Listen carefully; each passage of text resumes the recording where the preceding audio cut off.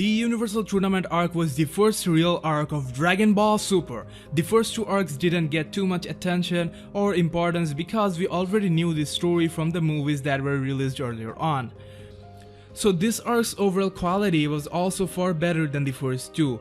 And with this arc, the Dragon Ball universe was expanded beyond our expectations. In this video, I'm going to highlight the top 5 moments of this arc. Number 5. Cabe becomes a Super Saiyan. Cabe is a Saiyan from the planet Sadal of Universe 6. In the Universal Tournament, he fought against Vegeta. His stance and fighting style was very similar to that of Vegeta's. He even used Vegeta's signature move, the Gullet Gun.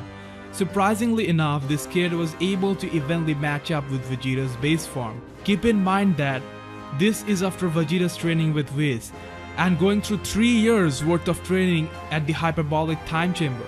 At this stage, both Goku and Vegeta was stronger than Vegeta of the Buu arc, yet a kid comes up and is able to fight against him toe to toe. However, this prodigy kid, who turned out to be extremely strong, didn't know how to become a Super Saiyan. Though Vegeta verbally refused to teach him while in the battle, he gave him what you can call a really intense but short training session. The thing is, no matter how strong or skilled you are, you can't become a Super Saiyan unless you're pushed through your emotional limits. And it sounded like Saiyans from Cabe's planet didn't face circumstances like that. Surprising all, Vegeta started to land one blow after another on Cabe, and it was almost like he was torturing him instead of just winning the match. But Vegeta very well knew exactly what he was trying to do. He didn't only hurt him physically but also mentally. He threatened to not only kill Cabe but also destroy his planet. This is what brought the best out of Cabe, and he was finally able to become a Super Saiyan. We have seen this before. Goku becomes Super Saiyan for the first time when Krillin dies, Vegeta had his motives, and so on. It was really nice to see a good guy like Cabe become a Super Saiyan, but it was even more satisfying to see the person Vegeta has become over the years. He wasn't the type who goes around helping others becoming stronger. It also showed he understands how a Saiyan's body works and how the best can be brought out of it very well. For fans who were expecting to see some character development of Vegeta in Dragon Ball Super, this was a perfect segment. Also, it makes us wonder the heights Cabe can reach provided he gets optimum training. Number 4. The Frost Betrayal. When we got the first look of Champa's squad of Universe 6, Frost was the second most talked about character next to Hitman Hit. Initially, it was established that Frost was a pure-hearted and good character. The fans were genuinely excited by the idea of having a Frieza-looking good guy. To be honest, DBS sold that pretty well, and from all his activities, almost everyone took it for granted that Frost is a good guy. But later he got exposed as a cheater who used Poison Needle to defeat Goku. He is also evil and manipulated the Saiyans to make them fight for him. That was a really huge twist because for whatever reason, people were very well convinced that Frost was a good guy. So that was a very well executed stunner. So as a perfect twist, it deserves a spot in the top 5.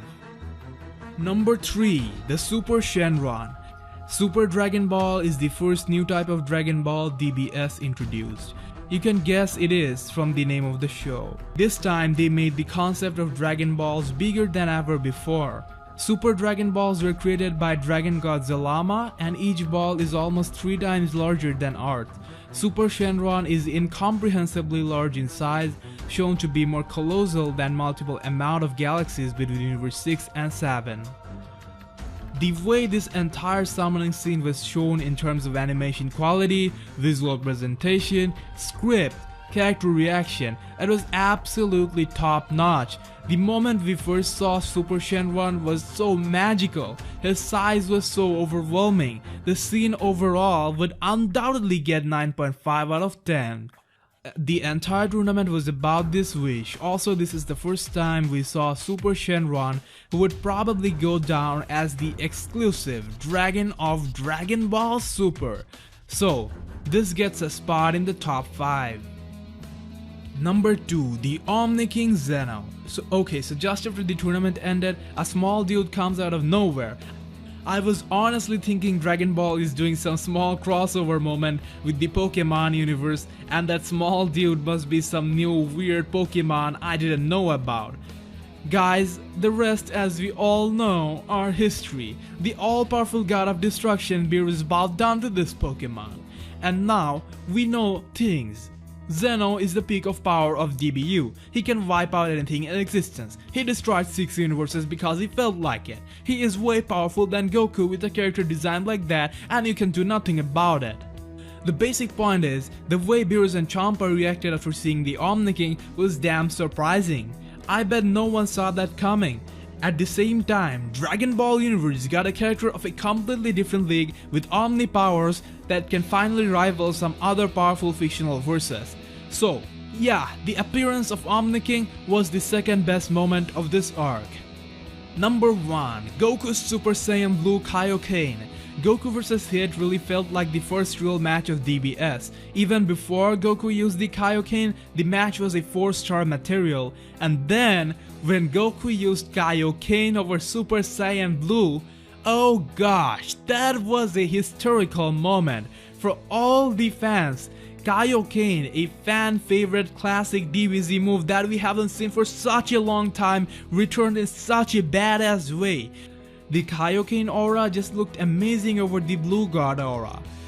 Then they played the DBS theme song when this was happening.